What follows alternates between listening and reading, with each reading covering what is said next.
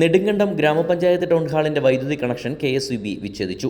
Idukki live വാർത്തകൾ നിങ്ങൾക്കായി അവതരിപ്പിക്കുന്നത് 30-ാം വയസ്സിൽ ജോലി എന്ന സ്വപ്നം യാഥാർത്ഥ്യമാക്കൂ. Confidence group of institutions, Darshana building, near private bus stand, Nedumkandam. ഗ്രാമപഞ്ചായത്ത് അംഗങ്ങൾ KSEB ഓഫീസിലെത്തി പ്രതിഷേധിച്ചു. പഞ്ചായത്തിനെ അപമാനിച്ച ബോർഡ് ഉദ്യോഗസ്ഥർ മാപ്പ് പറയണമെന്നാണ് പഞ്ചായത്ത് ആവശ്യപ്പെടുന്നത്. ഇന്നലെ ഒരു 1:30 ഇവിടെ നിന്ന് ഒരു ഉദ്യോഗസ്ഥൻ എന്നെ വിളിച്ചിട്ട് കമ്മ്യൂണിറ്റി ഹാളിൻ്റെ ബില്ല് അടച്ചിട്ടില്ലെന്ന് പറയുകയും, അപ്പോൾ ഞാൻ പറഞ്ഞു, സാർ ഇവിടെ എല്ലാവരും ഉണ്ണാൻ പോയിരിക്കുകയാണ്, ഒരു 2 മണിയോടെ ബില്ല് അടച്ചേക്കാമെന്ന് പറഞ്ഞു. അങ്ങനെ 2 മണിയോടെ ഞാനിവിടെ വരികയുണ്ടായി. അതുപോലെ തന്നെ ഫോണിൽ വിളിച്ചപ്പോഴത്തേന് പുള്ളിക്കാരൻ എന്നോട് പറഞ്ഞത്, നിങ്ങളല്ലേ, നിങ്ങളുടെ ഭരണമല്ലേ, അപ്പോൾ KSEBക്ക് ബില്ല് അടയ്ക്കാതിരിക്കുന്ന വളരെ മോശമല്ലേ പ്രസിഡന്റ് എന്ന് ചോദിച്ചു. ഞാൻ പറഞ്ഞു, ഇന്ന് തന്നെ ഉടനെ തന്നെ അടച്ചേക്കാമെന്ന് പറഞ്ഞു. എന്നാൽ കുറച്ച് കഴിഞ്ഞപ്പോൾ സെക്രട്ടറി വിളിച്ച് അന്നേരം തന്നെ ഞാൻ പറയുകയും, സാറും അതുപോലെ ബില്ല് അടയ്ക്കുന്ന സ്റ്റാഫും അവിടെ എത്തുകയും അവർ പറഞ്ഞു, രാവിലെ വിളിച്ചതാണ്, അവിടെ കുടിശ്ശികയില്ലെന്നാണ് പറഞ്ഞതെന്ന് പറഞ്ഞു.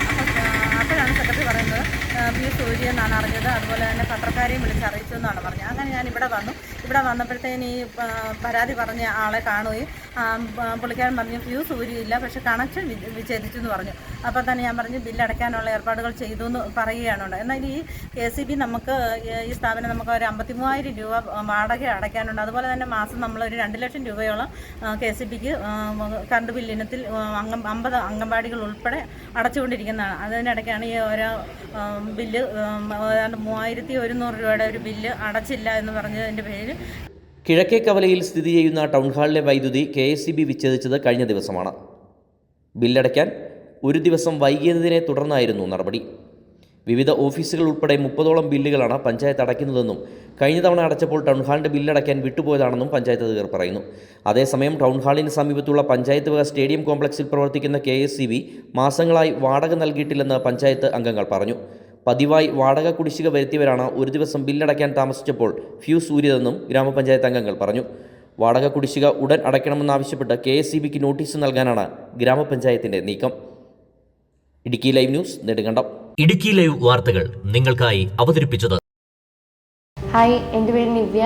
ഞാൻ 20 ഏക്കർ അൽഫോൺസ ലാബിലാണ് വർക്ക് ചെയ്യുന്നത്.